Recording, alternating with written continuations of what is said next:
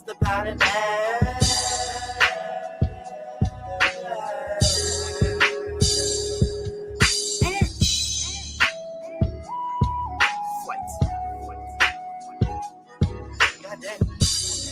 Just wanna know what y'all doing with yourselves. Let's do it. Tell me what y'all doing. Tell me what y'all doing. Tell me what y'all doing. Tell me what y'all doing for the world. I gotta love this way. All right, now. Tell me what you doing.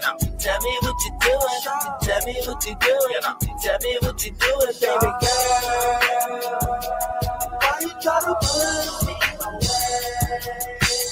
I was on a go, I was on a road, thinking about you, shit done got me out my mode, because you ain't got no goals, you not being strong, right now. Then it came to me that you ain't got no soul, need a mind regulator, and a soul fixer, not a goddamn thing that you need from no nigga, not a goddamn thing that you need from no bitch, not a goddamn thing, not a goddamn thing, yeah, tell me what you want, yeah, tell me what you need, not a goddamn thing for me, not a goddamn thing for me, just looking at you, I got a whole bunch of shit caught on my mind, I pick up the phone and hopefully it's you that's calling my line, don't act like you ain't thought about us being Bonnie and Clyde, shit.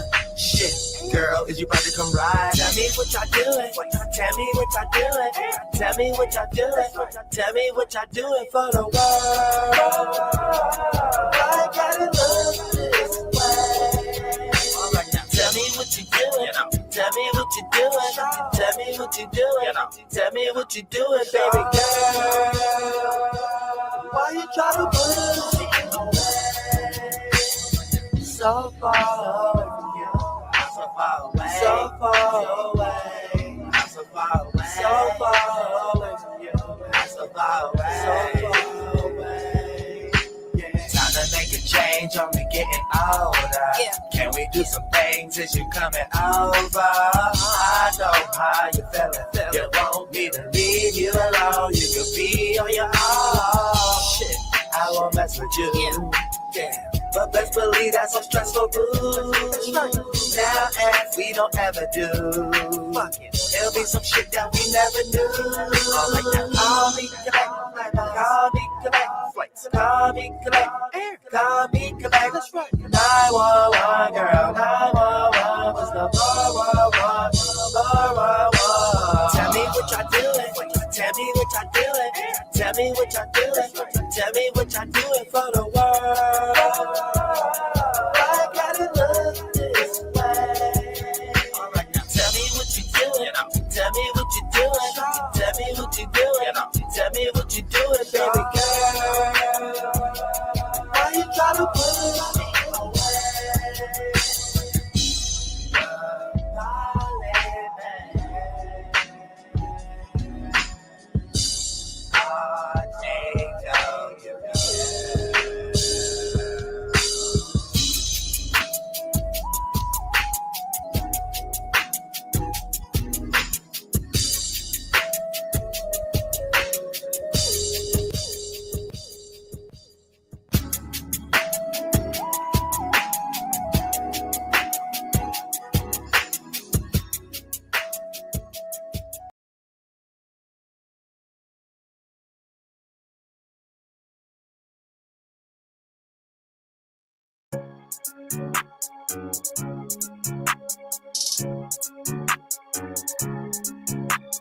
I'm on a Balabalasi and a guy.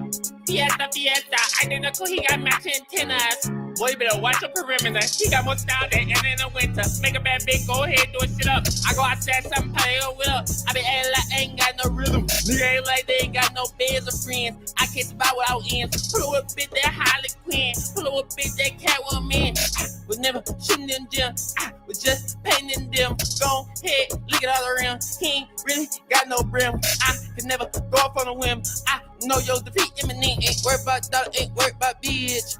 Cause I know the shit haven't seen. I'm an umbrella by Sienna guy. Fiesta, where you get the style passed down from. Ancestor. Know you win some, lose some. Treat my funeral like a fiesta. I don't don't give a fuck who you are. I'ma come through and buy my own whoever. These ain't Dior, but I came custom Kenny on the leather. She got on the feet, boy. She gon' live with no attitude, fed up. Pain, but it look like a D-boy, but a real bitch know that it ain't decoy. Hit her from the back, put on a track, made a pretty bitch with a job scream out Detroit.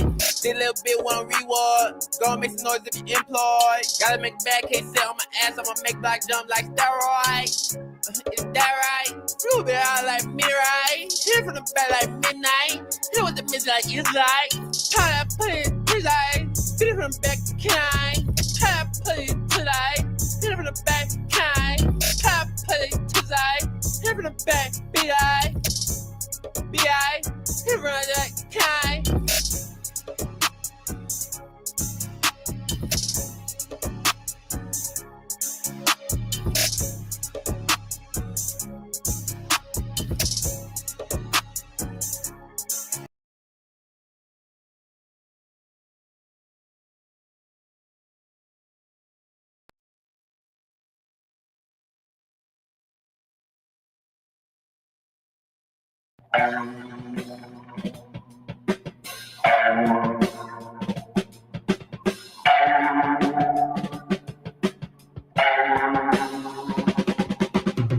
Statistics say I ain't gonna live to see past 30. Things on my mind, a few seem to coffin early. Internet like trash, human race is dirty. Ask me if I give a fuck about a life sentence. Most rappers use that quote as their life sentence. Now the judge give them time plus the 5 digits. Could have been the next doctor, anything proper. Most people love war and they hate the scores. At the top of the game and I played as yours. In the water and I'm Jaws. Internet claws, plus I'm banned like Tiger Bomb. Long live the king. Boss. Vegetative state, banana clip a nigga. Movie, he wake up 20 years later. Envious cause every man got insecurities. He is 90 blue notes for security. Rest in peace to Oscar Grandpa, cold beers. Bar shot him in cold blood, got 2 years. BP finally capped up that oil spill. Tea Party saying fuck Obama's health bill. Mad off in the feds and he's still living. Front page of the Post, 4 billion hit. They say man is destroying the earth crust. Haiti got money and food that they can't touch. My kids growing up, hope they have a bright future. They don't play outside, they slaves to computers. Everybody shooters, straps get purchased. Let off the pound, the trembling sound, the ground's nervous. The ground's nervous.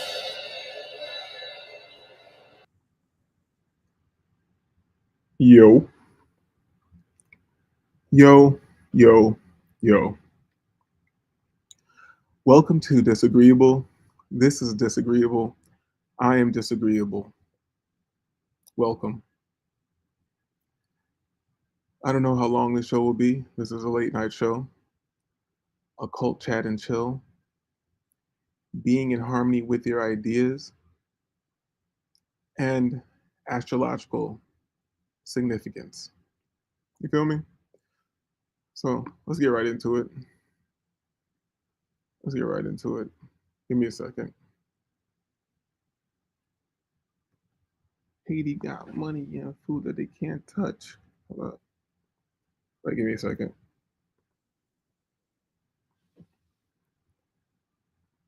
Yeah, I'm bugging. Yeah, give me a second. All right. Let's go here with it. Let's kick it off like this. All right. So let's warm it up. How many learned to drive with a stick shift? Do you remember what it was like? Now, isn't it true that consciously you had all the knowledge to drive that car? Yes, no? And you get in there and you're anything like me, you had a person sitting beside you. And they said, now here's what I want you to do. They're giving you instructions. They said, I want you to put foot in clutch, put the other one on the brake. Hold both hands in the wheel. Then reach over, make sure you pull this thing up, put it down there in the first, reach over and start the car. Now, as soon as you got to start it, make sure you keep one foot in the clutch, the other one on the brake. Now, as soon as you're all ready, I want you to let your foot off clutch just a little bit. As soon as you do, take foot off, brake, same time, get a little bit of gas. Get it going about 10, 15 miles an hour. Now, keep in mind now what you got to do. As soon as you get it going 10, 15 miles an hour, the engine starts to roar. So what do? Take foot off the gas, put the one in the clutch, put it up there in a second. Take foot off the clutch again, put it back in the gas. Get it going to about 20, 25. Now be careful now. You don't want to go too far because the engine will start to roar again. You burn the engine out. So I'm sure as soon as you do that, you put the foot in the clutch again. Take foot off the gas though at the same time, and you put it down there in the third, take it back off the clutch again, put it back in the gas, you get it going. You got it? Got it. Now they said, now just before you pull out, why don't you be careful now? Why don't you take one hand, put it over here behind me, keep the other one on the wheel, keep one in the clutch, keep the other one on the brake. Now they said, as soon as you relax, take this hand back here and take it, grab it down there where it was in third, put it up there into first, put your hand back here. Now you got it back up there in reverse. Now keep your hand in the wheel there, keep the other one in the clutch, keep the foot in the brake, and then start to let it off the clutch just a little bit. As soon as you do, put it in the gas. But just before you do that, make sure you look this way. No cars coming that way. No kids in front. Make sure you look this way. Somebody may be walking behind the car.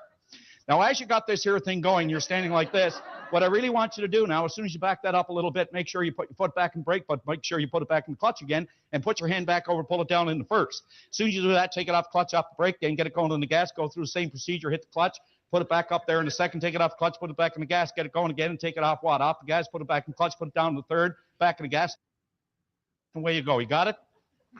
All right, so anybody who's here chilling, listening to this, you might suspect this is a comedy routine of some sort. No, this is a masterful example and a philosophical exhibition. You feel me? And you should pay attention because this clip was one of the most important things. You know, I've always been like a researcher, someone with very high confidence in myself, but I am human, and like all people, we suffer with self-doubt and getting through the pain of situations. And sometimes we need reminders, be they philosophical, comical, whatever, artistic examples, that pain and suffering always lends to joy and what's the other word I like to use? Damn, what's that word? It was like a Greek word I wanted to use. Fuck it. But it always lends to being better and a more joyous experience because that's just the nature of reality, the pendulum swinging. If you're in suffering and you're in pain, the pendulum is inevitably going to swing to joy at some point.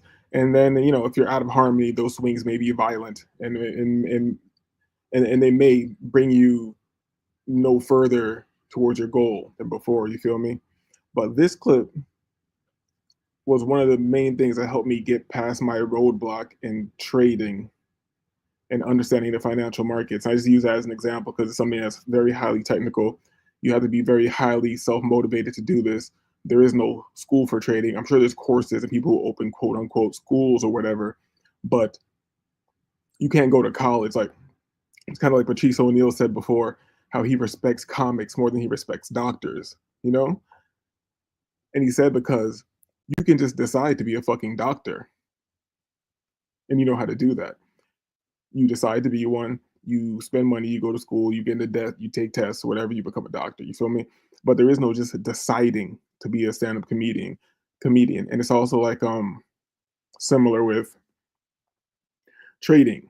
There really just no is like, I'm gonna do this. Here's a path. I'm gonna go to good school and get in debt. Now I'm going to achieve this. There's a path to achieve this. You feel me?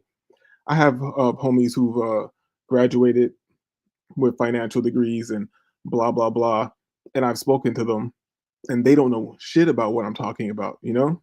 So I use this for example. That's why I use that as an example of something that's highly technical and takes a while to get a grip on. You feel me? And in these times, before when you decide to take on a new idea or a new concept or whatever, you are not instantly going to be harmonious with it. You feel me? So it would serve us if we all understood and had ingrained in us that it takes a certain process to become in harmony with any idea. And anything you do was once an idea. Anything that you do now and without a second thought is something that you were once that idea was not always in harmony with you. You understand what I'm saying? Think back to now something that you do and something that you do that you think is almost second nature now or whatever, easy as riding a bike. I guess a bike is a good example. If you can remember riding a bike, it wasn't as easy as it is until it was easy. And how did it become easy? You had to become in harmony with the idea. You put your hands on the handlebar, this bar, just like he's breaking it down right now. This bar, use a balance over here, use a counterweight from the other hand. You're always counterweighting both hands to keep your wheel straight. Then you pump with both legs, blah blah blah. How do you get on the bike in the first place? Think of all this stuff that you take for granted, but all these things are steps that you had to become in harmony with. Put leg over bike, put foot on pedal, push off ground, roll a little bit, put other foot on pedal, pump bike, make sure the hands are right. But you feel me? So I'll let this continue.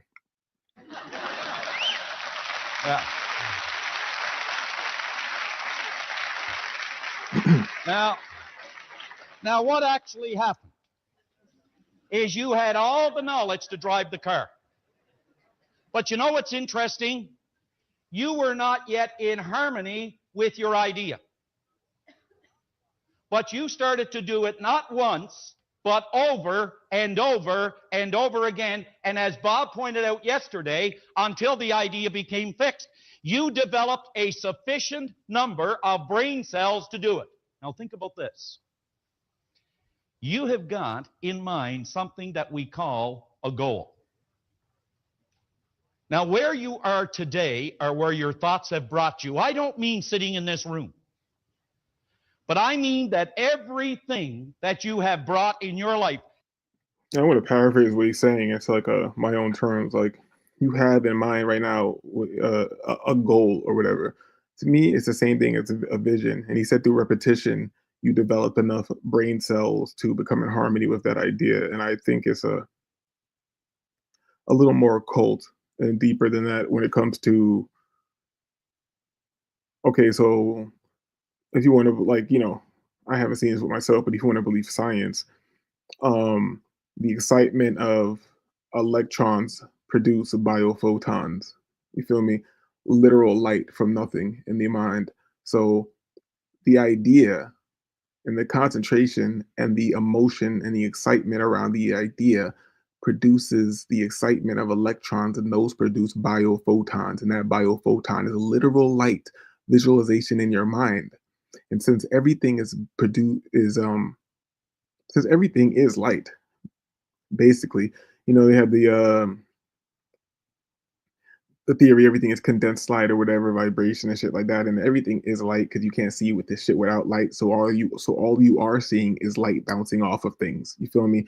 So now think of the idea that you can excite electrons and produce biophotons in your own mind. That means you can produce your own light. You are your own sun. You're your own star. And what's a star? The sun, the star, the shit that's feeding the earth is like, as you can say, it's a life giver. You feel me? So you are your own life giver. You are your own savior. Everything that you have to this point in time is a result, nothing more, of the state of vibration you are in mentally, emotionally, and physically.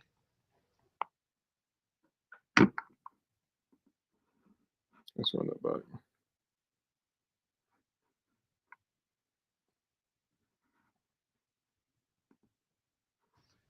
How many learned to drive with a stick shift?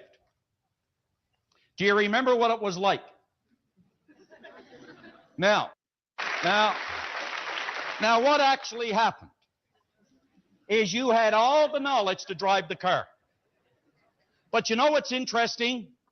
You were not yet in harmony with your idea. But you started to do it not once, but over and over and over again. And as Bob pointed out yesterday, until the idea became fixed, you developed a sufficient number of brain cells to do it. Now think about this. You have got in mind something that we call a goal.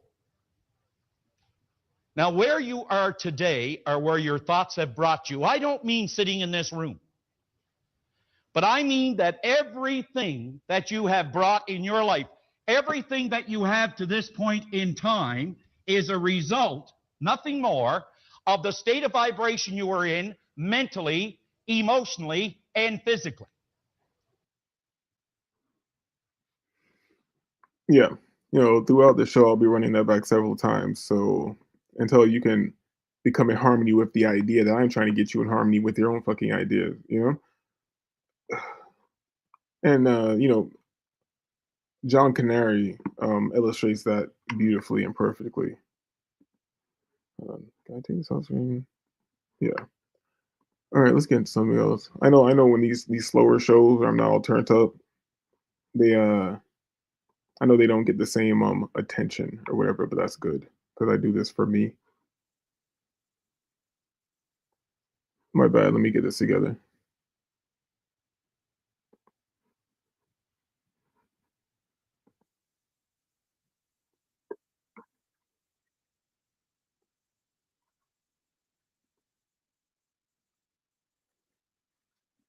Oh shit, my bad. So that I can be more successful. That wasn't your motivation? No, oddly enough. And I think probably you're right. I think that's what most people are looking for. I think they're looking for an answer outside of themselves, and they're never going to find it. I think by this time I realized it was something in me. I met a man here in Toronto. He was one that originally got me involved in studying this, Ray Stanford. And he told me if I didn't like the results I was getting in my life, that I was going to have to change me because they were my results. And he said, if you're going to change you, you're going to have to find out something about yourself. And that seemed to make sense. I don't think it was an earth-shattering idea. It wouldn't give anybody a brain hernia, but it made a hell of a lot of sense to me. So I started to study myself. I found most people don't know who they are. They really don't. What do you mean? I mean, I know my name, I know my age, I know where I live. Yeah, that's not what you, else though. Is there? That's what just size, it. If you ask the average person who they are, they'll give you their name. They'll say, I'm Bob Proctor, but I'm not. Bob and Proctor are two words. My parents give them to me. They're called names, but it's not me. It's my name. Then somebody will say, well, this is me, but this isn't me either. It's my body. Like you never phone down here to the studio and say, body won't be in today. It's sick. Okay. We don't say am hand or am leg. It's my hand, my leg, my body, my name. Who am I? Well, that's an interesting question. And I believe if a person will start to study that and look for the answer, they'll find it. See, I think we live simultaneously on three planes of understanding. We're spiritual creatures, we have an intellect, and we live in physical bodies. Okay. But because we lack awareness or understanding of who we are, we're totally locked into a physical world, and we let things outside of us control us. 95% of the population are reacting to life. They're not really living at all. Okay. And would you call that one of the barriers to success? Oh, there's no question about it. I think there's two barriers. Success is a funny word. Nightingale had a great definition for it. He said a person's successful if they know where they are and they know where they're going and they're progressively moving in that direction. He said that success was the progressive realization of a worthy ideal. Anyone that has a goal and they're moving towards it, they're successful. Most people think that you're successful if you have a lot of money. Quite often you have a lot of money if you're successful, but it isn't. I wouldn't say Mother Teresa has a lot of money. Okay. No, but she's a pretty successful lady. So it's... okay, so that barrier to success... Well, there's a couple of them. Okay. I think there's two barriers. One is our conditioning. The conditioning that takes place in our subconscious mind from the time we're infants. All we can do is act and talk like the people around us. That's why we learn the language we learned. If there was 10 languages spoken in our home, we'd learn 10 languages without any trouble. There's usually one, and that's the only one we ever learn. And we grow older and we think, oh, I couldn't learn another language. We could learn 100 if we wanted to. You can do anything. But I think we're conditioned. We have a real strong conditioning, usually with not some very good ideas. And then that's the barrier that's inside us. The one that's outside of us is our environment. We have a tendency to act like everybody around us. And if you think about this, it doesn't make a lot of sense. Because if you study statistics, 95% of the people live their entire life and never live the way they want to live. You know that 95% of the population in this country, let's say in North America, the richest continent in the history of the world, they'll work productively, let's say for 40 of their 65 years, and they'll end up with hardly any money. Well, there's got to be something wrong.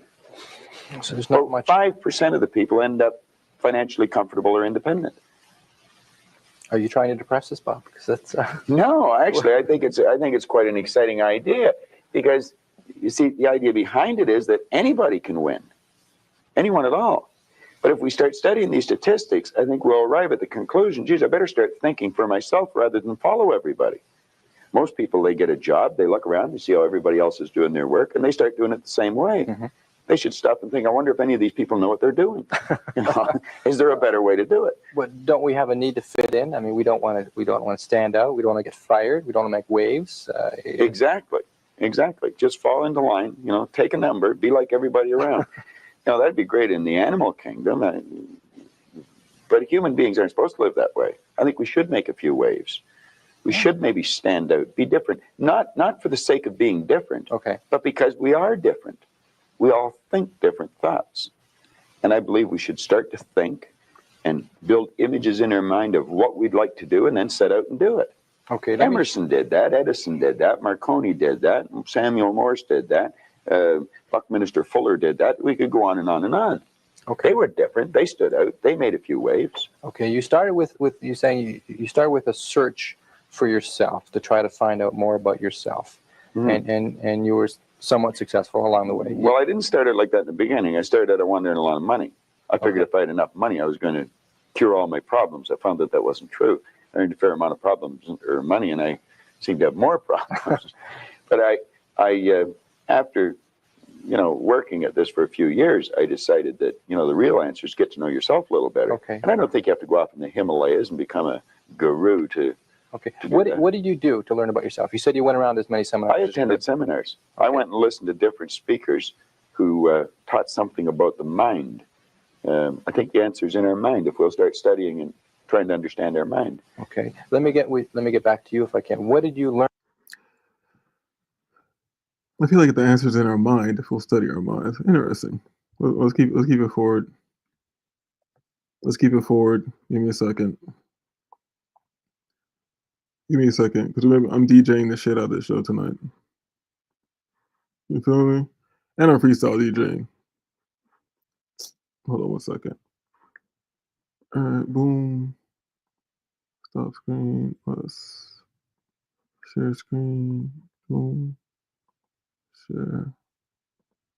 Visualization works and how we can optimally perform this. This is what we are going to understand in this video. I was already drawing some things down for previous videos, but today in this video, we are specifically focusing on this part here on visualization. How does it work? Well, we got here the M1. And this area is always active if you perform any movement. If you actually grab the pen, there was something active here. But to be able to do this actual movement, you need to do some planning, right? And here are some planning areas somewhere here. Just very simplified my explanation right now. But if you visualize how to do something, for example, the high performance people in sports, they visualize how they actually do the movement. They play tennis or whatever, because they are training this premotor area, this planning area, and they're building this motor plan, because your brain always adapts, right? So you change here, you learn, you train your plans, and by doing this, it's much more likely that you actually do the movement in the right way, the way you visualized it. That's why visualization works. And that's why you should not just visualize how it is like when you reach the goal. I mean, maybe give you some motivation, yes, but if it's about some performance specifically, visualize what needs to get done without actually doing this, but it actually improves the possibility that you actually do this. I even did this when I studied psychology. I was visualizing how I wake up in the morning and just sit on my chair and just read articles. This is what I visualized. And I personally felt like it really helped me to actually then do the performance, because I was mentally already there. That's how it works. So visualize the actual action steps, specify your goals, what needs to be done in this premotor area, and visualize it here, and then actually do the action. And then additionally, you can visualize about reaching the goal, but this is just the second part here.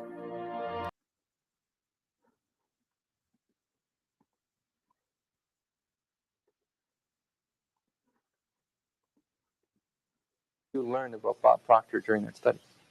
Well, I learned that the biggest part of me you'll never see. It's non-physical. And what you see here in the physical body is nothing but the physical manifestation of the higher side of my personality. And of course, that's true with you. And, you know, Nancy's on the camera. It's true of everyone. And what we have to study, I think, is how does this non-physical part of my mind work? What happens when I think? Where do thoughts come from? How was this chair built? Somebody had to think. Thoughts are everywhere. And we pull thoughts into our mind and we build pictures or images in our mind. Okay. What we want to understand is that's a non-physical side of ourself that's doing that. If I can build an image of something in my mind, I'm quite capable of building a physical replica of it in my world. So if I build an image of me as a happy, relaxed person, I can live like that. If I build an image of myself as being prosperous, I can become prosperous. So if we think rich, we will be rich. Absolutely. We're already rich, just short of money. Okay, those of us that like to acquire more money, Yeah. and or happiness or whatever we see success, those of us that want to reach the goals that we've set for ourselves, we do it first by... Well, the first thing you do is sit down and decide what you want. If it's money you want, how much money? Lots of money. Well, nobody knows how much lots is. Okay. So you've got to be specific. Okay. You write down on a card exactly what you want. And you carry that card around and read it often. Now, this is what I learned in this book, Think and Grow Rich, and it's what I teach in the seminars. I'll teach people how to set goals. But you decide exactly what you want. And then you start to think. Now, you're going to have thoughts come to your mind of why you can't get it. Mm-hmm. You have the ability in your conscious mind to reject that idea, kick it out of your mind. Thinking of why you can't do something is never going to do you any good. And keep thinking until you start to think of thoughts of how you can do it. And the way will be shown to you. It comes in the form of images in our mind. Think of how you can and not why you can't. Okay. So our first step is to set That's the some first goals step. and think about how we can go about reaching those goals. Exactly. And just think of how you can. Now, I'd say before you get into that, you should get a good book and start to study it. Select a person who is already doing something that you'd like to do. Get to know that person. Mm-hmm. Go to the experts for advice. Don't ask the person next door, your mother, father, brother, or the guy that works beside you, because they don't necessarily know. There's no point in asking a person how to earn a lot of money if they're only earning $10,000 a year. They don't know. If they knew, they'd probably be earning a lot. It's like, don't go to a sick doctor if you want to get healthy. Okay. So you find someone that you can go to for advice. Get a real good book and lock into that book and start to study it. Like, I've had this one that looks like a Bible, you know. But this is Napoleon Hill's book, Think and Grow Rich. I've been reading this thing now for 23 years. I'll probably read it for another 23 years. I got another good book that I brought over here today. It's called The Power of Your Subconscious Mind. Now, I'm not getting a commission for selling this. The author's dead now. He's been gone for a couple of years.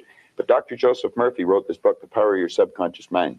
And that's probably one of the best books that you're ever going to find, because you're going to learn something about your mind when you read this book. Okay. Now, I read a lot of books. I've got probably 1,000 books sitting in my den at home in my library. But the one that I carry it everywhere I go, and I read it all the time, is Think and Grow Rich. I never stop reading it. Now, where's the value for you to reread that and read it again? I mean, you must know it well enough that... I think I could probably recite it verbatim. But the secret is, I once read in a book where it said, when you read a good book through the second time, you don't see something in it that you didn't see before. You see something in yourself that wasn't there before. You see,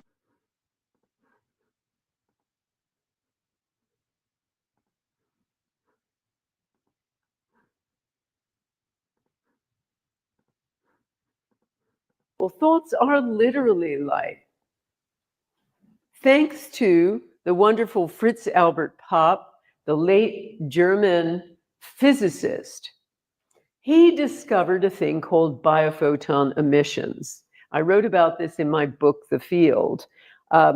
He was looking for a cure for cancer and inadvertently discovered that living things send out a tiny current of light.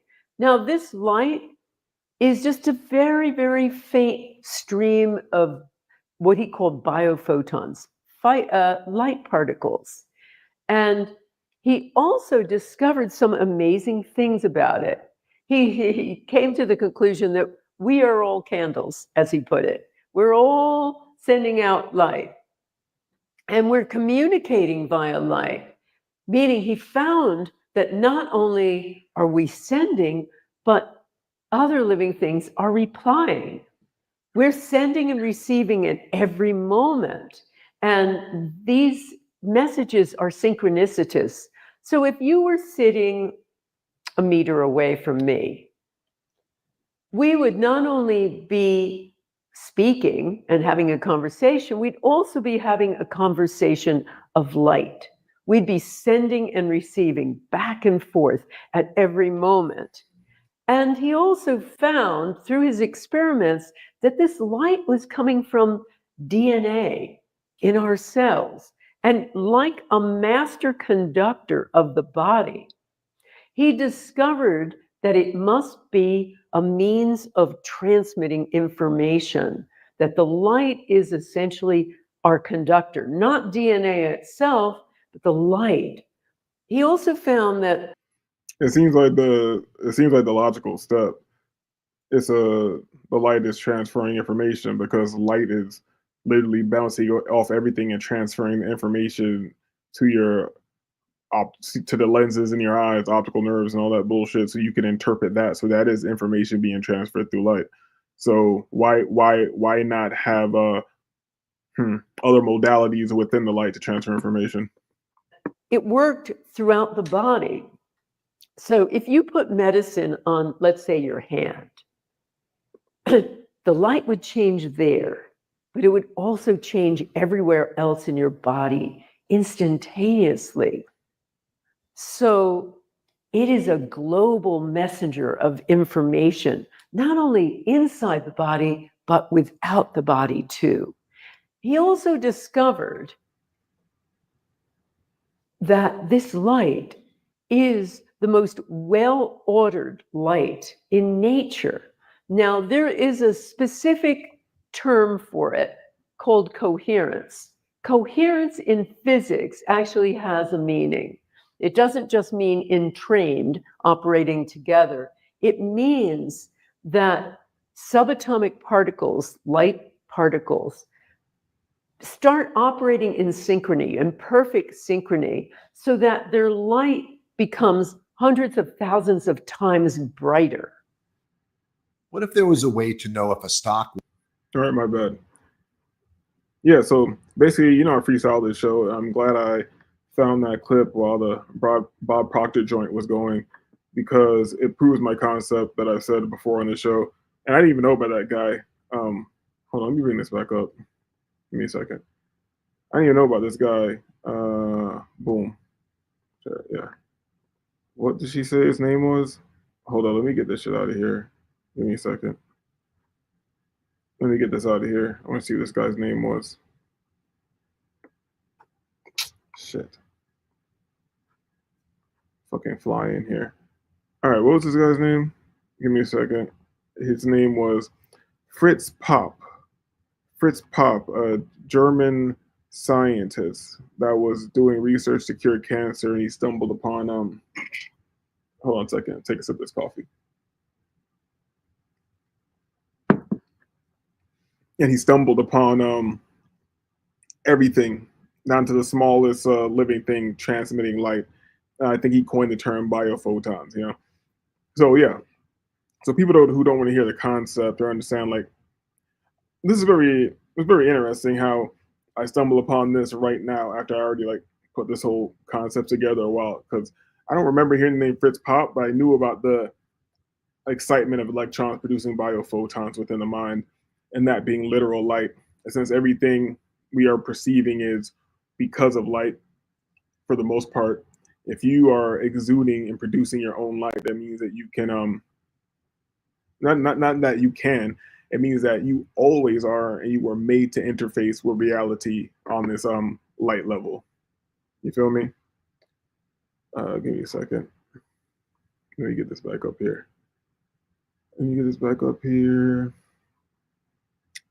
Boom.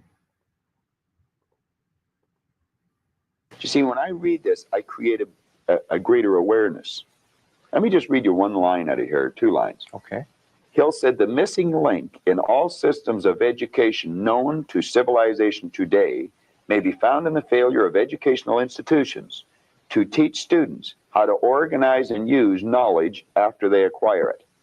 He went on to say that we should understand the real meaning of the word educate. It's not going to a brick and mortar edifice for 25 years. That's gathering information. You'll probably develop your memory, but I would question how well you develop your mind. And I'm not against education because I encourage my children to go to school, as we know it. Now, he said the word education comes from the word educo.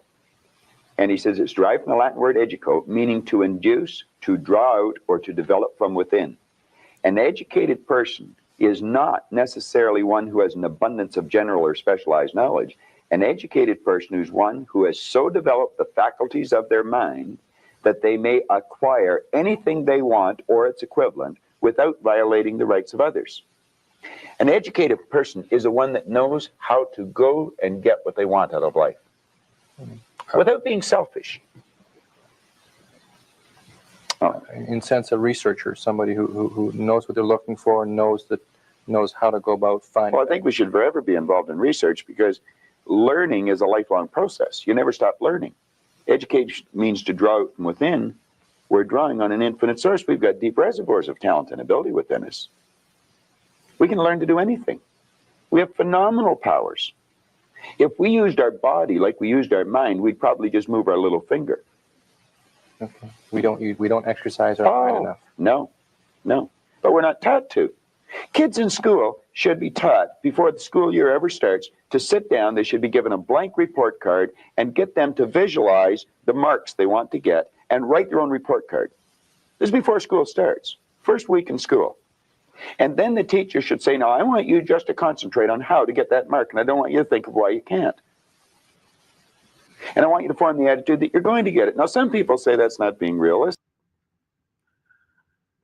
I want you to concentrate on how you're going to get that mark and not think about the ways that you can't. You feel me? And I guess this is something naturally that comes to me, and I'm trying to be more calm with this concept with myself because I don't know.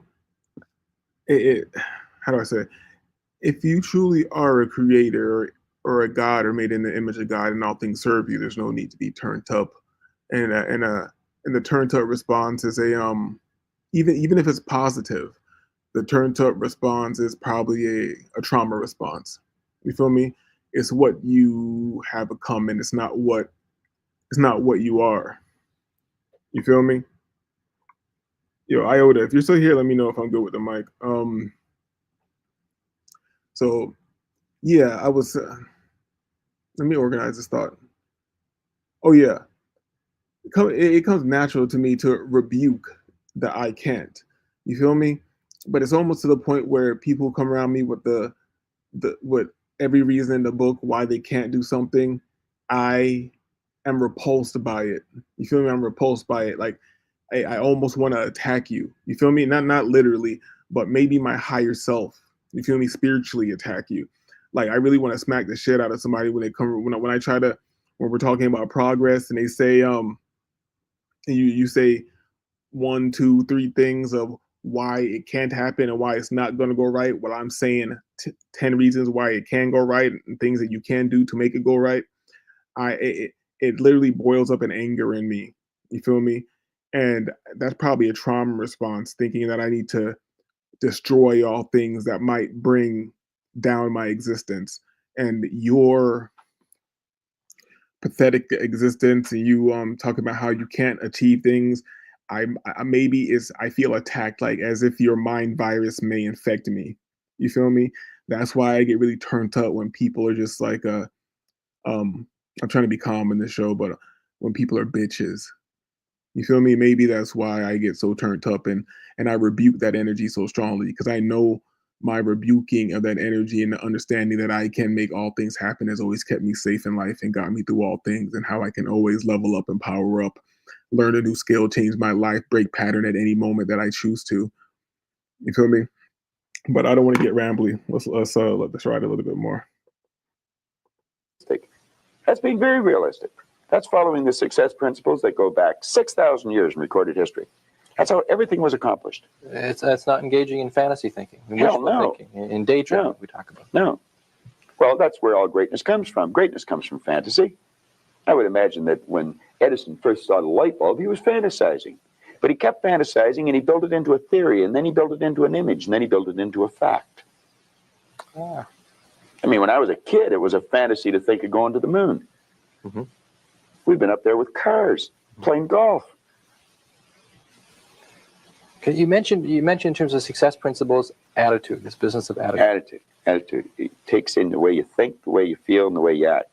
I'd have a difficult time really explaining attitude right just in a conversation. I used a board in the seminar, and I did an attitude seminar last night. We spent 3 hours dealing with that one subject, so to do it here in 3 minutes, I can do it. I haven't learned how yet. Okay. Let's put it that way. I recognize it's difficult because we You talk. have to have a winning attitude, though, Tom. Okay. In human relations, we talk about the toughest thing with managing people. The toughest thing to deal with is their attitude. That's right. That's almost impossible. And that's the one thing where management falls down. We can't change people's attitudes. Well, nobody can change another person's attitude. The only attitude we can change is our own. But you see, if management have the idea it's their attitude and we can't do anything about it, then they're not going to do anything about it. But if management arrive at the conclusion, yes, it is attitude, and let's teach the people something about attitude. Let's teach them something about themselves. Let's make them realize that they're worth something, that they're valuable. They're the greatest resource we've got. Companies spend about 65% of every dollar that comes in goes back out on employees and wages and benefits, and yet management knows less about employees than anything else. They know more about the gadgets and the widgets than they do about the people. Yeah, excuse me, anybody who's not fucking with the format of the show. I'm DJing the hell out of this. But think about the power of attitude and living in a state of abundance. And I know that sounds corny, but it's really, if you know you are the infinite source and all things can be done through you, be done through his will, since you are the image of God. Since people who don't want to talk occult, let's keep it regular. We were made in the image of God. So since all things can be done through his will, all things can be done through your will. You feel me? You feel me? Hit the like button. Like, we freestyling, we are jumping around. I see something interesting, so I want to go here. And we'll continue returning to Bob Proctor and John Canary because I think they are the most, I won't say basic because basic has a negative connotation. I'll say they are the most concise, easy to digest people to get these concepts across to the mundane masses. You feel me? Let's go right here. And I'm DJing and looking at these things while I'm letting the light emanate from myself and reflect back to me and give me the information I need for myself and also to convey to my audience, the very few to select the chosen who are into this type of information. Even though everybody's living through this, they're not, they are still the dead. They are not awakened. They are not illuminated. You feel me? Well, you see what it says. Let me make sure everything is visible. All right. You can see it says, biophotonic light emanates from DNA. More precisely, its nuclei. This light is very weak, quote unquote, but it is not like an ordinary light because it is coherent, the most organized light ever. You feel me? And we can go deeper into that, into scientific studies proving this. Because it is coherent, like laser light, but it is more coherent than a laser. 1974, Dr. V.P. Kazmetshekev in Novosibirsk, Russia, had clearly detected intercellular photonic communication. Pop speculates that the photonic field enables bird, fish, ... to move in formation. Meaning when you see those crazy flocks of birds in the sky doing that crazy dance and they're all moving in this concert, when you see balls of fish all moving as if they're one mind, we want to simplify this and be like, oh, every fish is moving and they can feel the water move between this one and they all react in this way. Like that's bullshit. They are communicating directly on the cellular level through light biophotons. They are transmitting information and changing their social structure. You feel me? Now think about your excitement of electrons and you emanating biophotons and projecting onto this reality. And this reality is made up of light and everything being transferred, all the information being transferred to you is through light. So through your visualization, concentration, intention, blah, blah, blah, excitement, emotion. You feel me? You can excite electrons, produce biophotons, and interface with this reality and change the structure of reality as effortlessly as a school of fish move together. You feel me? And I've never heard this guy speak before. I just found this right now while I was playing the other video because I listened to the Bob Proctor video mad times. Let's let this guy talk a little bit because this is interesting. There seems to be some speculation that light and its color, because we're talking about the full range of from infrared to ultraviolet all the way through, that those are all the different colors like in the rainbow. And these colors could have to do with specific mechanisms having to do with our cellular interaction. And Fritz Popp believes that this biophotonic field actually enables birds to fly in formation and fish to swim in formation because they have some extra antenna that can actually sense this biophotonic energy field that helps them to do that stuff. So I'm going to kind of throw some interesting ideas out here. You know, sometimes when we push on our eyes long enough, you start to see light. And I've speculated maybe we're starting to be able to see our own biophotonic light. Because when we hold our eyes long enough, you start to see how it looks like light there. I mean, why wouldn't that be biophotonic light? Yeah, and I've also thought about that idea. Like, you rub your eyes or whatever, you see lights, but that's not exactly how it connected to it. Because, maybe I'll see if it happens tonight. But I remember very often, like, I'll go lay down to go to sleep, my eyes will be closed. And while my eyes are closed, I can see flashing emanations of lights. You feel me? So I'm throwing out some speculation here. When we get clocked in the head, you get hit by something, it's like you see a light, you get bumped, or if you try and lift something, you see stars and stuff. I mean, to me, that seems like it could be that interior light that we have within us. So, and as you know, stars in the universe emanate lights, our suns, lightning, sparks, friction, all emanate light. Matter is believed to be frozen light. And mirrors, reflection, light. I don't know if that center point. So what is that telling us about consciousness? Our current notion of our human potential is only a glimmer of what it's cut off. Biophotons seem to manifest themselves from nowhere, 0 point. 0 point. Think about that. Our perceived existence is held together by an invisible web of quantum field, biophotons, and a vast sea of energy within the quantum field. Modern physics, all subatomic particles, all connected in a quantum field, an underlying energy field that is central, organizing force, governing the cosmos and all living things. Virtual particles cannot be understood by any known laws of physics. Telescope, microscope, nothing observable. It is only experienceable. Huh? Everybody, and that's the thing about the devaluer or the devil or whatever you want to call it, this negative malevolent force or beings or whatever the fuck. They want to understand, observe, and dissect because they cannot experience. Now you have to think about people who have internal dialogue, don't have internal dialogue, people who have the ability to visualize. They say some people cannot see images in their minds, and you got to think about that. You feel me? The difference between people, maybe you've been tainted. Are these abilities atrophied? You feel me? Is that the right word? Have they had atrophy? That's when you lose ability when you have use. I'm pretty sure that's the right word. Have these abilities been atrophied, or do you not have these abilities because your DNA is not emanating this light because you don't have the proper code to interface with this reality? Therefore, you have beef with the people who can interface with this reality. And if you are a being that's, let's say you're highly intelligent and you do not have the DNA code to interface with this reality and mold it in the way that those who do have the DNA code and the biophotonic power to manifest and change the structure of this reality, how would you change the structure of reality? Well, if you're super intelligent on some like AI alien shit or some shit like that, I assume that you would use the people who have the power to produce the highest levels of biophotons to control the reality. And how do you do that? since the biophotons are coming from the mind and the emotion and the excitement of electrons that are producing biophotons, then you get visualization. That visualization is creating reality. How would you do that?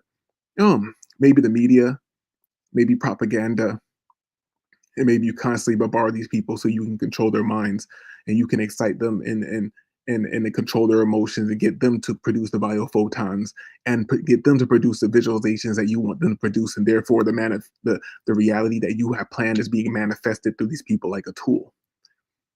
You feel me? You use these people as projectors, as tool light slaves, if you will. You feel me? All right, let's kick it back to Bob. Give me a second. Let's kick it back to Bob. Okay, so your suggestion is we develop a winning attitude. Absolutely. Can you define that for me, first of all? What is a winning attitude? Well, if we can understand, let me digress for a second. The whole universe operates by laws, and there's a law of opposites. It's called the law of polarity. Everything has its opposite. There's a right and a left side. Mm-hmm. There's a front and a back, an up and a down, a hot and a cold, positive and negative, yin the yang.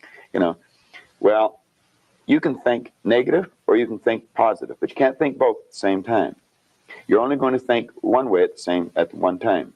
And we have to train our mind to think or look for the positive or the good in things. There's good in everything. There's no such thing as no good. Car broke down on the way over to the station. There's something good about it. Now, you may have to look to find out what it is. Okay. But there's something good in everything. There has to be a positive and a negative for anything to exist. There's a law of gender that decrees that. Science understands it. It's taught in science. Okay. Well, once we understand that there's this law of opposites, there's negative thoughts or positive thoughts. As the thought energy flows into our mind, we decide what we're going to think. Person's out of work. They can decide to think, I can't find a job, but they can decide to think, I can. If they're thinking, I'm going to find one, then they'll start attracting a train of thought to them, figuring out how to find it. You really have to understand how your conscious and your subconscious mind works in relation to your body or your physical world to understand attitude. Attitude should be taught as a subject in school ahead of reading, writing, arithmetic, or anything else, because it's a person's attitude that's going to determine the marks they get. Okay, and maybe part of attitude or related to attitude is this business of self-image, which you talked about. Yeah, well, that would, like we were talking about success principles, and I was saying you got to get the winning attitude, you've got to set a goal. Then you have to work on self-image. Now, when we think, we build images in our mind. Now that I use Monday service, AI makes Oh, my selling bad. tickets my. This thing has any commercials, dog. Hold on, let's go. Dr. Maxwell Maltz. I want to pull that back a couple seconds because that needs to flow properly. How he was saying that needs to flow. When we think, we build images in our mind. Dr. Maxwell Maltz discovered the self-image concept as we know it today. In 1960, he was a plastic surgeon. And he realized he was operating on people. He may remove a nasty scar from their face.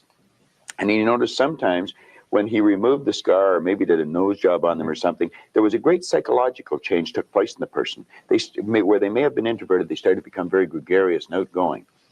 And he postulated that there must be two images that we have, an exterior image, and we also have an inner self-image. Mm-hmm. And he started to study this, and he wrote a magnificent book on it called Psycho-Cybernetics. Mm-hmm. And psycho-cybernetics, psycho being the mind, cybernetics being the science of control and communication. And he goes into this, and he explains how every one of us has an image in our mind of ourself, and it's called a self-image. Too many people don't know much about themselves, and so they don't have a very good image of themselves. And you'll often notice that people will shy away from you. They won't look you in the eye. They'll look down or look up. They'll never try to do anything of any great consequence because they don't think they can. They have a poor self-image. IOTA, this is Bob Proctor. He's the OG. I forgot who led him on this path of thought, but I think his understudy, his protege, is John Canary, and I like John Canary's style, but Bob Proctor is very much to the point. You feel me? But let's let everybody in here. Shout out to everybody who's chilling. Hit the like button. Okay. Part of that is because through school we're told about what we don't do well. We failed here, we had low grades, or That we could be only part got of it. 60% Yeah. or whatever. Okay. Yeah, I think that I think there's been a great disservice done with the IQ test in that respect when you're bringing out school. Benet, the Frenchman back around the turn of the century, invented the IQ test, and then we brought it over from Stanford over here, and we'll test a person's intellect, and then we'll brand them good, bad, smart, not, and that's not true. We can change IQs by changing self-images. Mm-hmm. But yes, if we're told we're not very good, you're just like your dad, you know, you're a bum, you're never going to do well, you didn't go to school, you can't win. Okay. Well, that's all that's all false. We can do anything, and we should. And that's what the system does for you. It builds false logic. It gets you to think that that's logic, and then you accept that as reality. And when you actually observe reality, it's not logical. It's pretty nonsensical. So why not? Okay, better than say nonsensical. Let me say that it is malleable and tactile. You feel me? Should be encouraging a child. Give them a pat on the back rather than a kick. Okay, what can we do? Members of our viewing audience right now, most of us walk around with some degree of a self-image. Is that fair to say? We all have a self-image. Okay, would you say most of us have a negative self-image to some degree? Well, let's say we can all improve our self-image. Okay. I don't care how good your image is, you can improve it. Okay, how can we improve it? Something specific. How can we go about making our self-image more positive? Well, again, you know, you're getting into a whole day seminar. If I could give you just a simple tip on it, if a person would sit down and let their body relax, totally relax, Okay. and then start to visualize in their mind, see themselves the way they want to see themselves. Which may take a good deal of thought. Since we're not Well, you sure relax, yeah. And I mean, in terms of how we want to see ourselves. Maybe we don't know how we want to relate it to something specific. Somebody we admire, maybe? Or Possibly. somewhere we'd like to see yourself down the road? Okay. Yeah. See how you'd like to live your life. See yourself living it that way. Okay. Now, understand that that's a picture in your mind. When you pick up a book, Let me add a little bit more information to this. A book that I read, I can't remember the author's name right now, and I don't have my books here. You and the Psychic Within.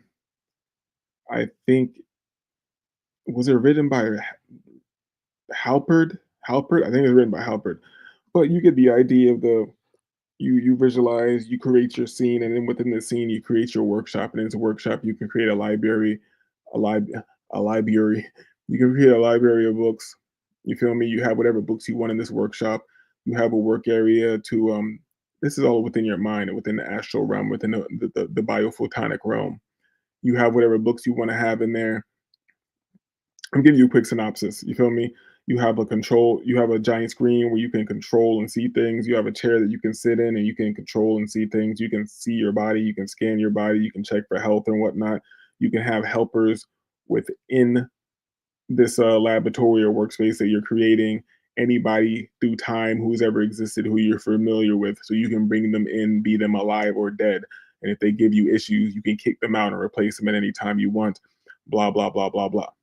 But a simple technique out of this book is when you're laying down in bed to go to sleep or whatever, before you go to sleep, you try to relax your whole body. And how do you do this? Because you think like, oh, I'm laying here, I'm relaxed. No, you're not relaxed. What you want to do is imagine, you know what? Imagine whatever is best for you to imagine. But for me, I would imagine like an anime type thing, or like a green bar going from the top of my head, or like a laser scanning me from the top of my head to the tips of my toes.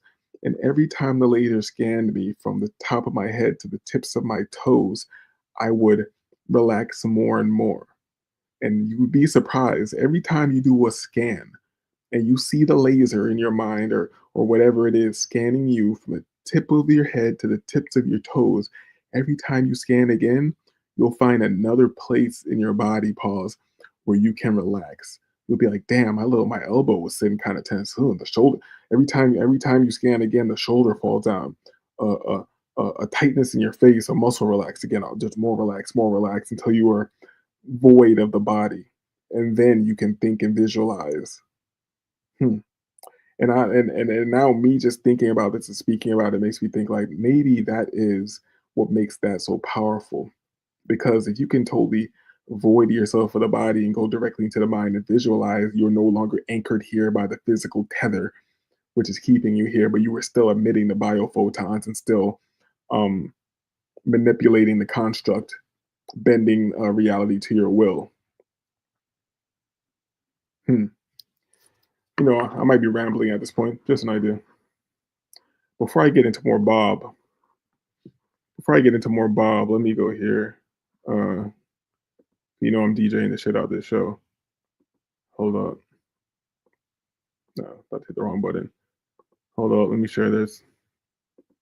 Boom. All right.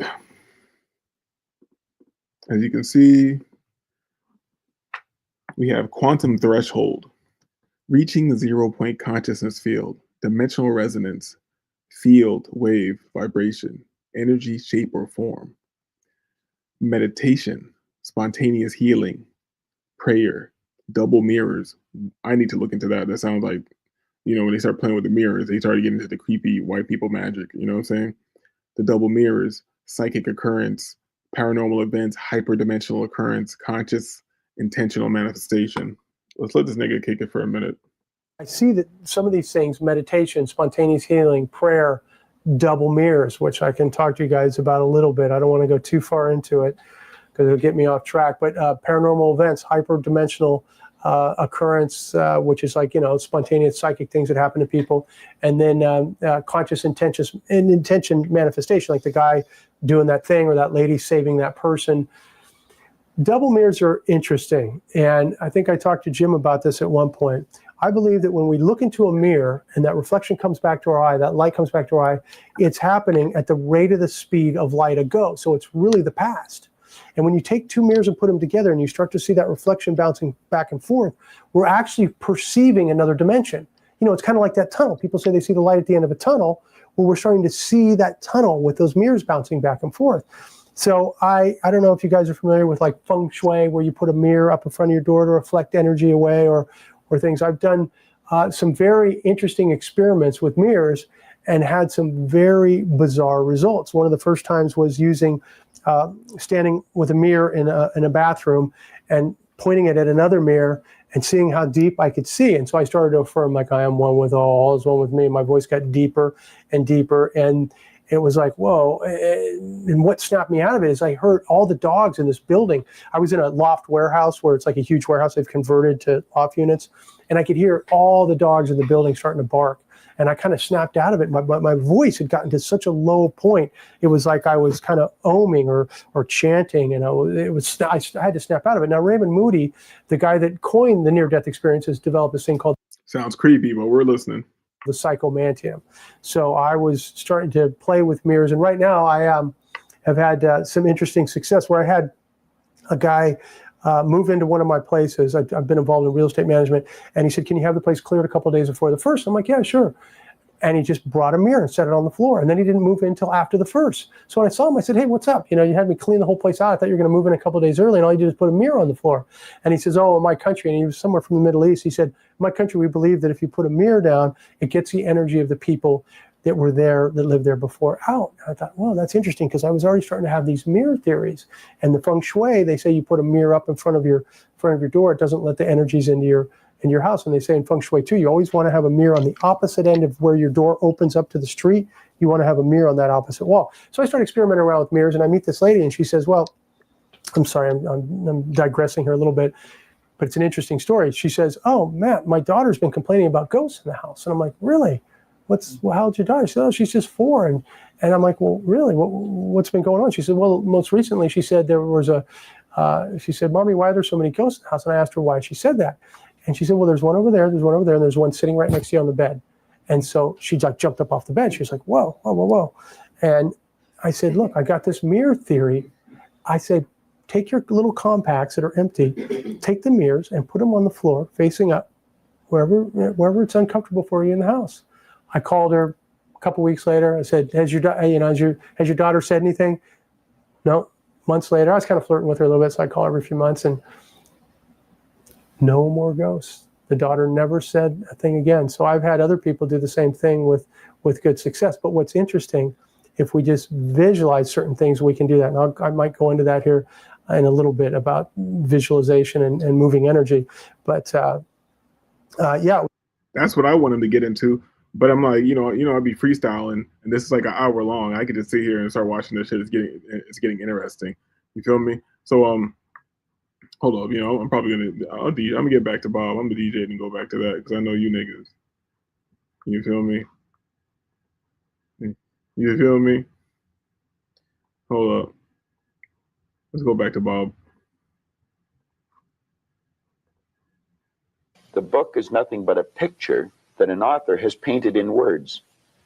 Van Gogh, the great artist, was asked one time how he did such beautiful work. He said, I dream my painting, and then I paint my dream.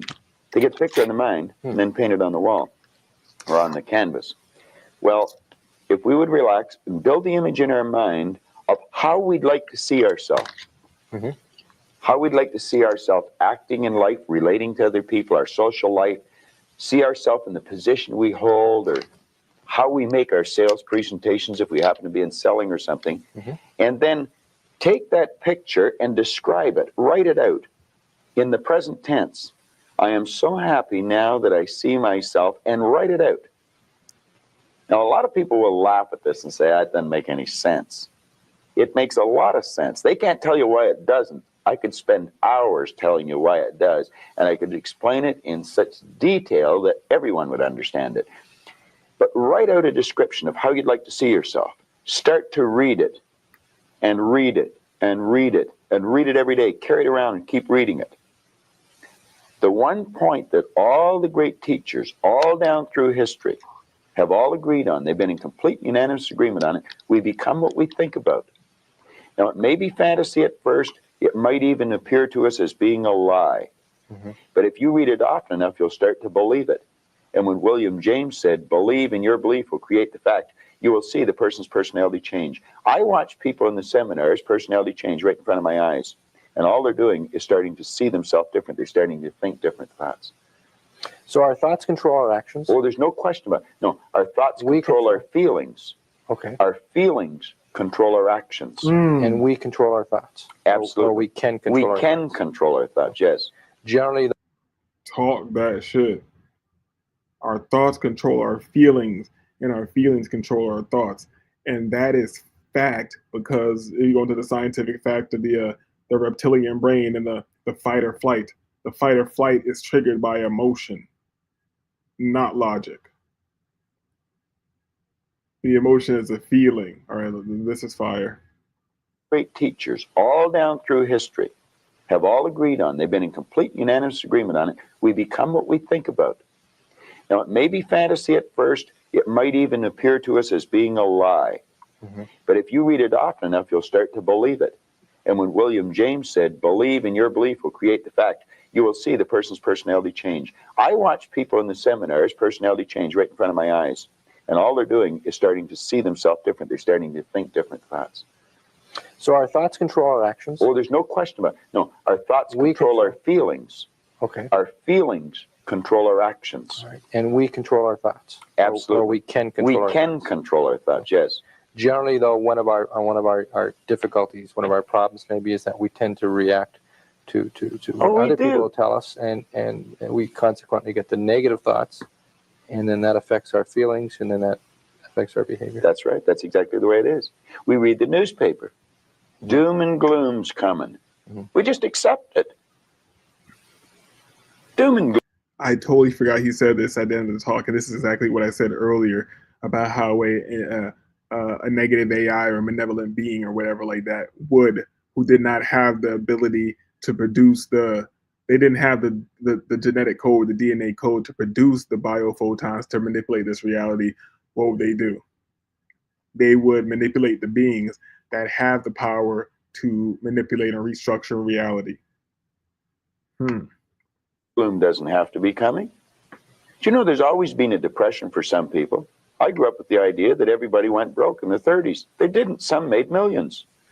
I thought everybody went out of business. They didn't. Some people went into business. There's always a depression for some people, and there's always good times for others. Let's ask ourselves when we read something in the paper, do I want to get emotionally involved in that idea?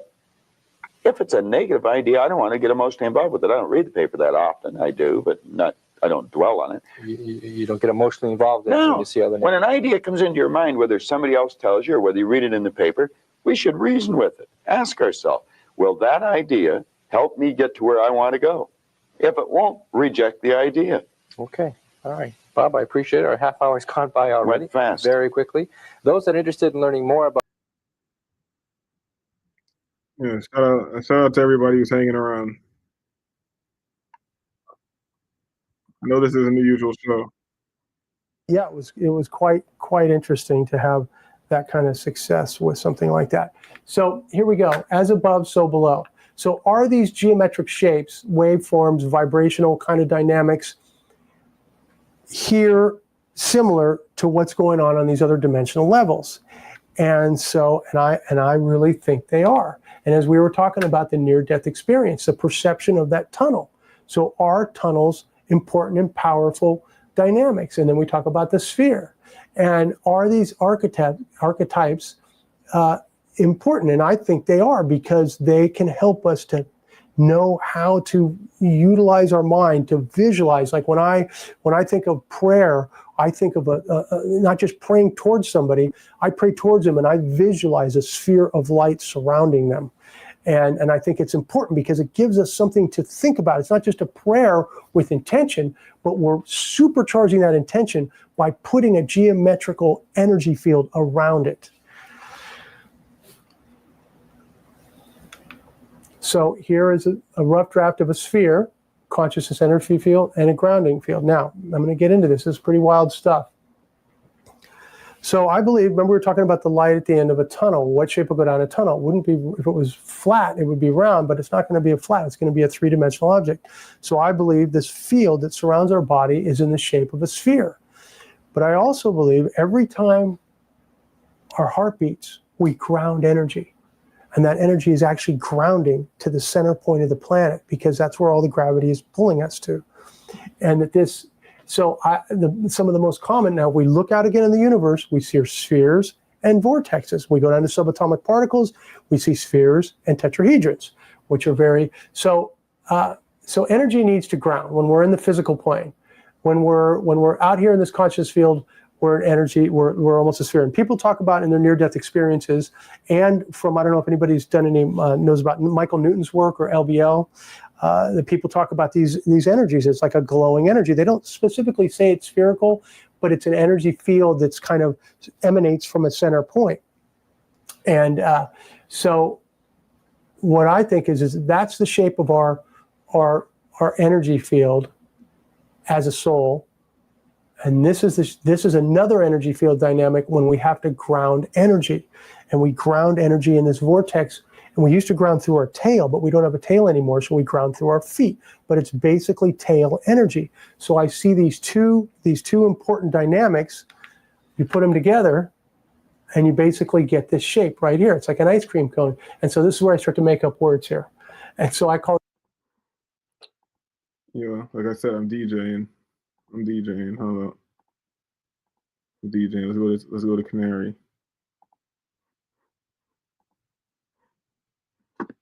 Speaker is a clear personal friend whom you imagine that the speaker is a clear personal friend whom you have chosen as your mentor. I wonder how many of us have a mentor. I always say when a program ends, it's the beginning. It really is. It says, make a commitment to yourself that you will follow every instruction necessary to alter. And you're going to hear this word so often, to alter your old conditioning. Now, I want you to think, what is old conditioning? You know, any time that you get these buried pain remembrances, these nagging little things that grab us when we're trying to do something, or that tell us we can't do it, why we can't do it, and all these things that are just kind of like grabbing at us, these doubts and worries. That's your conditioning. You know, I'd give anything if a person would just grab hold of one idea, this one simple idea. Any time that you get feedback telling you why you can't do something, if only, folks, you could remember it's not a reflection of your potential or you as a person, but it is a reflection of your conditioning. I'd give anything for a person just to understand that. When you get that old feeling that you can't do something, you can only remember it's a reflection of your conditioning and not a reflection of your potential. Now, I want you to think about this. Everybody is familiar with the great Bruce Lee, perhaps the greatest martial artist that ever lived. And you know, he was also a great teacher. And very often they'd come to him and they'd say, could you tell us, Master, how we could be a great martial artist like you? Now, he would take them out into a little gym and he would go through some of his moves. And what he was doing is he was trying to find out where they are. Because he said most people had the wrong information about martial arts. Just like many people have the wrong information about this word, success. This word success, this progressive realization of a worthy ideal. And after he'd take them through the little exam, he would sit down at a table, he'd put them on one end. He'd sit on the other end. And he'd put in front of them a glass of Coke. He'd say, I want you to look at that and let it represent. Think about it now. He said, I want you to let this glass of Coke represent your knowledge. This is what you know to be the truth. And he said, I want you to let this clear water represent what is the truth. This is my knowledge. This is what I've learned. And he said, this is what you want from me. This is what you want. I want you to think about one step here. How often have we looked into the lives of other people and we see things that we truly admire? We look at maybe their person, what I'd give to be like that individual. We look at what they have and we say, what I would give to have what they have. We look at what they do and we say, what I would give to do what they do. Folks, if we only knew, what we're looking at are nothing more but our own rejected thoughts. They accepted thoughts that we have rejected. So this is what Bruce said. I can't give you my knowledge because, you see, there's too much of yours. However, he said, if you are prepared to let go of yours and make room for mine, then we can work together. But as long as you hold on to this, I can't give you this. Think about it. Are you prepared to let go of what you've learned? And by that, I don't mean to just cast it aside, but to examine it. And to take a new idea that you will hear in 2 days here. A new idea. And to examine that idea, entertain that idea, to see if it will change, alter, and or improve the end result for a happier, healthier, more prosperous life. Oh shit, I thought it was way longer. Where's the Socrates joint? I want to get to the Socrates joint. Hold on, give me a second.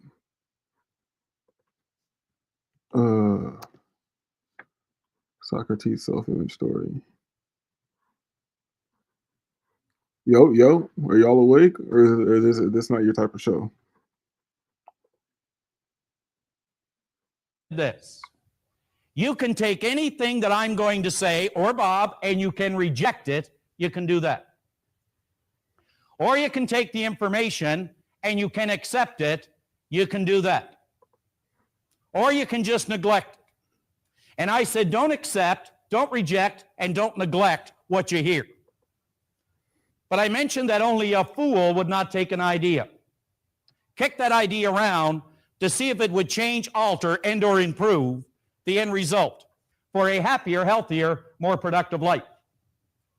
You see, if there was one thing that I ever wanted to get across to my kids or to you, is that our self-image, it sets the boundaries of performance in your life and in mine. We cannot outperform our self-image. We will never do it.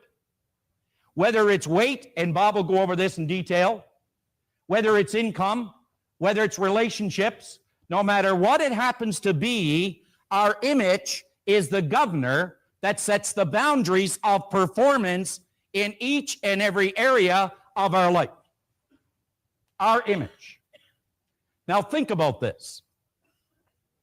I want you to imagine for a moment, I want you to go way back to when Socrates was teaching.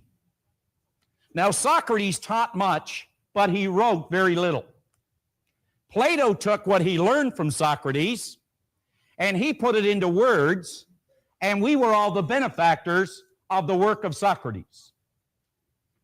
So Socrates decided that he was going to try to use an analogy to teach people something about this governor, about this concept, about this belief system, this idea, this image of self, and how it controls all the performance in each person's life.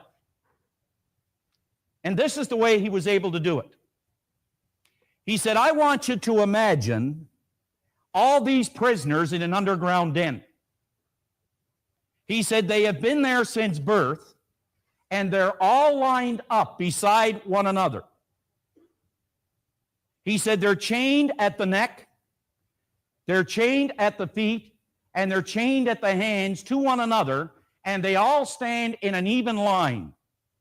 They can sit, they can stand, they can turn their head each way, they can take a step this way and a step that way, but that is the extent of it. Which is symbolic to mean that many of us stand on what is called this 50-yard line of life, afraid to go for the goal because we might miss. We don't want to go too far back because we might fail. We don't seem to understand that it's got something to do with the concept or the image we hold of us. He said, now, I want you to imagine that they have never, ever laid eyes on human life because the cave is dark. They cannot see one another. Have y'all already heard the parable of Socrates' cave? Anybody who's hanging out, let me know in the chat, because I ran through this mad times, and I know the parable, the Socrates cave story. So if you heard already, maybe this is redundant. We don't need to run through this right now. So let me know. If not, I'll spin back to that. I'll make it back to the DJ. Hold up. Let's go here with it. Boom. See, the point is, you don't know how much future you've got. What's gone is gone. There's absolutely nothing you can do about it. Some of you have had divorces. Some of you have probably had bankruptcies. Some of you have had terrible things happen in the past. But what's gone is gone. It's in the past. And to spend your time focusing on the past is to spend the only thing that you've got, and that's what's right here, right now, because the sand never stops running. This is all we've got. And to spend your time now thinking of what happened there is making absolute certain that the future is going to be the same as the past. Now, I don't suppose many of us spend a lot of time thinking about that, but a lot of us spend a lot of time making that error. That's an excellent symbol. All you got is now. I remember years and years ago, I suffered with headaches, terrible headaches. I got to the point where I was taking Bufferin for the headaches. Then I got to the point where I was taking Sinutab with codeine for headaches. There was 16 in a bottle, and I got to the point where I was taking 2 bottles a day. As a matter of fact, most times I didn't even remember my head not aching. But I was sort of numb all the time. Of course, with that much junk in you, I guess you couldn't be any other way. And I remember talking to this chap. I was in the Hotel Vancouver, and I was picking up 2 heavy briefcases or suitcases, and I was in a real rush to get to the airport. He said, "What's the matter with you?" He said, "You look like you're going to pass out." And I said, "I feel like I am." Well, he said, "What's the matter?" And I said, "My head is aching so bad, I feel sick to my stomach." Now, some of you suffer with this, and I felt like banging my head against the wall. It was so much pain. He said, "Go and sit down in that chair." And I said, "I don't have time. I got to catch a plane." He said, "Listen, you can always get another plane. You only get one head." He said to me, "Do you know what forgive means?" And by the way he asked the question, I just thought I probably don't. And I said, "Well, I don't know." He says, "Forgive means let go of completely, abandon, just let it go. Unequivocally, no strings attached." Now he said, if you want to rid yourself of headaches, just forgive all thoughts that are on your mind. And you just listen to me. And he put me in a totally relaxed state. I felt better than I had felt for years. Because you're going to find that your head is aching because of the things that you're not letting go of. And it's causing tension, and it's causing an abnormal state of vibration of the cells in the brain, which causes the blood to rush to the head. And as you put yourself in a totally relaxed state, you'll soon become programmed to relax. I know that I would not be able to do what I do as often as I do it, and as long as I do it, if I wasn't relaxed. Leland Bell Vanderwall said something when we were sitting having coffee, and I jotted it down. Every time this guy opens his mouth, he drops a pearl. I'm so wise. He said, "Let us not look back in anger, nor forward in fear, but around us in awareness." Was there ever depth in that? Let's not look back in anger. Let's quit thinking in reverse. Nor forward in fear, but around us in awareness.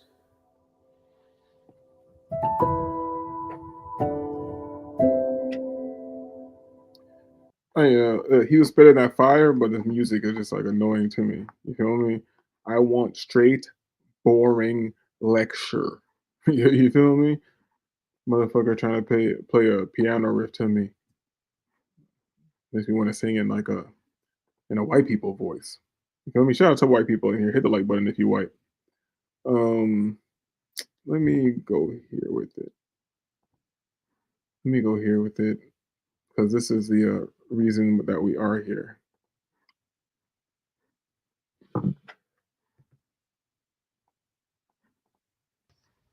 How many learned to drive with a stick shift? Do you remember what it was like? Now, isn't it true that consciously you had all the knowledge to drive that car? Yes, no? And you get in there, and you're anything like me, you had a person sitting beside you. And they said, "Now, here's what I want you to do." They're giving you instructions. They said, "I want you to put foot in clutch, put the other one on the brake. Hold both hands in the wheel. Then reach over, make sure you pull this thing up, put it down there in the first, reach over and start the car. Now, as soon as you got to start it, make sure you keep one foot in the clutch, the other one on the brake. Now, as soon as you're all ready, I want you to let your foot off the clutch just a little bit. As soon as you do, take foot off, brake, same time, get a little bit of gas. Get it going about 10, 15 miles an hour. Now, keep in mind, now what you got to do, as soon as you get it going 10, 15 miles an hour, the engine starts to roar. So what do? Take foot off the gas, put the one in the clutch, put it up there in a second. Take foot off the clutch again, put it back in the gas. Get it going to about 20, 25. Now, be careful now. You don't want to go too far because the engine will start to roar again. You burn the engine out. So I'm sure as soon as you do that, you put the foot in the clutch again. Take foot off the gas, though, at the same time, and you put it down there in the third, take it back off the clutch again, put it back in the gas, you get it going. You got it? Now, they said, now, just before you pull out, I want you to be careful. Now, I want you to take one hand, put it over here behind me, keep the other one on the wheel, keep one in the clutch, keep the other one on the brake. Now, they said, as soon as you relax, take this hand back here and take it, grab it down there where it was in third, put it up there into first, put your hand back here. Now, you got it back up there in reverse.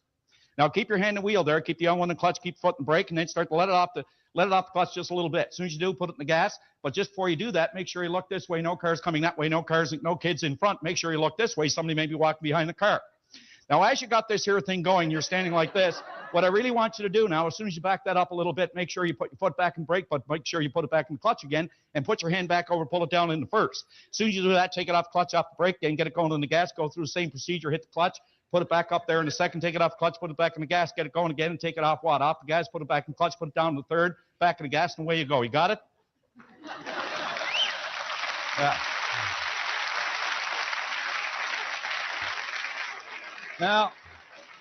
Now, what actually happened is you had all the knowledge to drive the car. But you know what's interesting? You were not yet in harmony with your idea.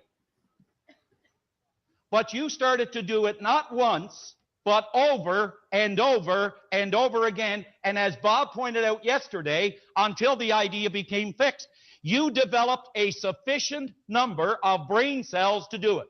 Now think about this. You have got... All right, like I said, I love John Canary, I love Bob Proctor. They are conveying these larger than life ideas literally in a very easily digestible way. But but some of us who are more like quote unquote logical minded, scientific minded, blah blah blah, people who think they know better than and this is like woo woo to them. I like to translate it this way. For you, for like John Canary said, for them to become in harmony with their ideas, he had to develop a sufficient amount of brain cells, and those things are new. I guess you could say new neural connections, and then neuroplasticity comes into play, and then you get these. You can. How do I say this? This is just the mechanisms. You feel me? These are just the gears. What's really making it happen is the emotion. The emotion exciting electrons producing biophotons, literal light self-emanating from the mind. And not just any light, the most coherent, focused, organized light that there is, greater than any laser. You feel me? Look, go ahead and do your scientific research if you want. Now, this is where my theory comes into it.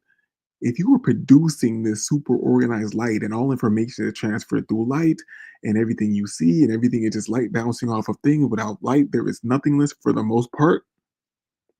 That means you are designed energetically. I don't want you to say that. And it just sounds like some fucking new age shit. Let me stay away from that. You are designed on a genetic level. You were designed on a genetic level to interface with this reality through light. You feel me? And the more that you understand your emotions, this is straight science, your emotions are going to excite the biophotons, which in turn allow you to visualize. And the visualizing allows you to think, function, and through this thinking and functioning, which is a basic level, you're not even realizing the biophoton. Let me make up a word. The biophotonic energy that you are emanating at all times that are manipulating and restructuring reality around you. And it is happening so smoothly. It's like riding a bike since you've been born. But you need to understand that when you first rode that bike, you fell off and you scraped your fucking knee. You hear me? But you did it over and over again until the repetition got you into. And you visualize yourself getting on a bike, you scraped your knees, you visualize yourself getting back up, being a little afraid, getting past that fear, the repetition, blah, blah, blah. And now riding the bike is second nature. You can never forget to ride the bike. You are so deep in the understanding and harmony of riding the bike, you can't even remember what it's like to not ride the bike. You feel me? Does that make sense?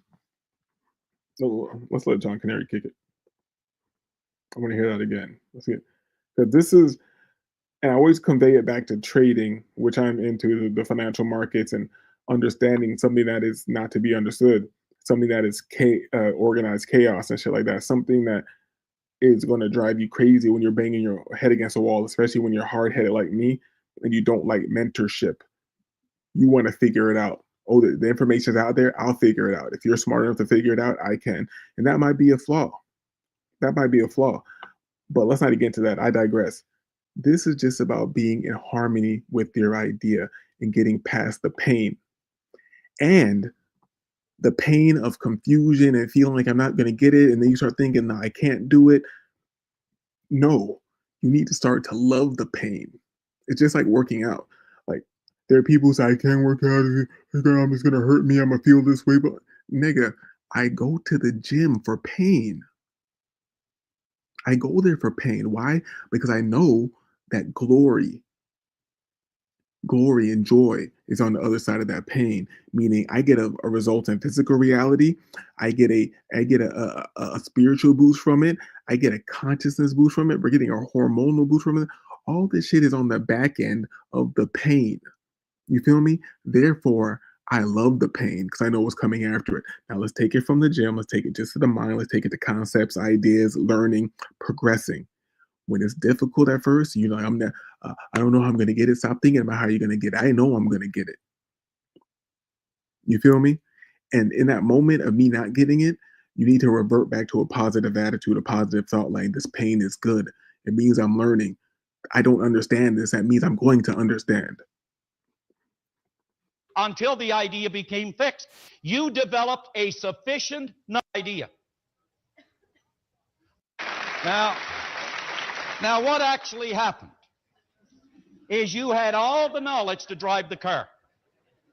But you know what's interesting? You were not yet in harmony with your idea. But you started to do it not once, but over and over and over again. And as Bob pointed out yesterday, until the idea became fixed, you developed a sufficient number of brain cells to do it. Now think about this. You have got in mind something that we call a goal. Now, where you are today or where your thoughts have brought you, I don't mean sitting in this room. But I mean that everything that you have brought in your life, everything that you have to this point in time is a result, nothing more, of the state of vibration you are in mentally, emotionally, and physically. And word up, when it comes to the visualization, do not stray away from it. Meaning, use whatever tool is necessary for you to use. I don't know what you're into. I don't know what you visualize. I don't know what inspires you. I don't know what you were nerdy into as a kid, be it total fantasy, superhero. For me personally, it was kung fu flicks and movies, and then, a bit of anime and shit like that. For example, when I was in deep study sessions, listening to Slavic teachers speak to me monotone, I would be layering it with binaural beats, 40 megahertz for boosting intelligence and focus. And at times when things felt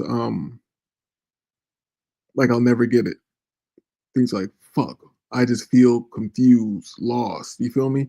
In those moments, I would visualize myself punching a wood board, meaning not just randomly. I fully visualize myself in a dojo, in a gi, in partial horse stance, fist to my waist, bang, punching the wood board, dang, punching the tammy mat or whatever the fuck it is, bang, punching the bamboo. And in those moments, I can feel the pain. I can feel my knuckles cracking. Because if you ever trained martial arts before, if you ever punched a bag, bare-fisted, without gloves and shit, you go through this. I can feel the skin breaking off my knuckles. I can see the blood dripping from my knuckles. I can see my hand come back to my side and cock back in. Bang! We hit the board again. Why? Because I have competition coming up. I have to face some opponents. I have to face a high-level opponent. I have to face the markets, the financial markets. I'm going against the bankers. I'm going against Satan. I'm going against the fucking Israelis. I'm going against everybody. And in these moments of training, I told you, I was a kung fu nerd. I visualized myself like Jackie Chan in Fearless Hyena. I'm hanging upside down by my ankles with the teacups, and I'm reaching down upside down with the teacups into the bucket, and I have to do a full sit-up to put the teacups into the bucket at my feet until you empty that bucket and fill this bucket. Why am I doing this? Why am I doing this? You're doing this for the result. You feel me? I'm loving the pain. You feel me? It's kind of like Mike Tyson. I think it was Mike Tyson used to say, they used to ask Mike Tyson, like, why are you running at 3 o'clock in the morning or something like that? He's like, because I know that other nigga ain't running at 3 o'clock in the morning. You feel me? It was for his own self-image. And that self-image which he cultivated carried him through. You feel me? And let's not talk about them fights being fake and all that. You feel me? But let's just go with the story I'm telling right now. You feel me? So whatever you gotta do, use it to your advantage. Use your visualization. Use your childlikeness. The thing that you forgot. Remember when you were a kid and you see crazy things in your mind all the time? And if you can't remember it, how about you look at a little kid? You ever seen a little kid right there and that motherfucker would just start freaking out? He'll start cracking up, laughing to himself. He's seeing whole movies and cartoons and plays and infinite scenes play out in his mind because he's so close to the source and can produce the biophotons and interact with them. Except he doesn't know that he would like to manipulate his reality or this way. He's already propagandized. He's manipulating the reality to get you to buy his ass a fucking what do kids be playing? A Nintendo Switch or some shit like that. But I think I've said enough. This is disagree. We're gonna do part 2 tomorrow or one of these days. You feel me? This is part 1, being in harmony with your ideas, and we'll get to astrological significance. And why I want to speak about that is because some people think astrology is some weird girl shit or some feminine weird thing like that. But how is it weird when all the kings and world leaders and everybody use that, and all the corporations that control the world and control your mind are launching their businesses and launching certain things on certain dates that correlate with the positioning of the stars, also known as astrology. You feel me? But we'll get into that. This is disagreeable. I'm disagreeable. We are disagreeable. Hit the like button. Do all the YouTube things for me. I appreciate you. Shout out to Trey Benny. Never seen you here before. Cool to have you stop by. Glad you enjoyed it. Shout out to Iota. And yeah, that's it. Shout out to me. Peace.